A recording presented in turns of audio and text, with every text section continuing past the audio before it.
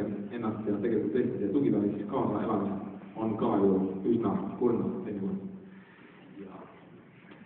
Ja kuid lähme edasi.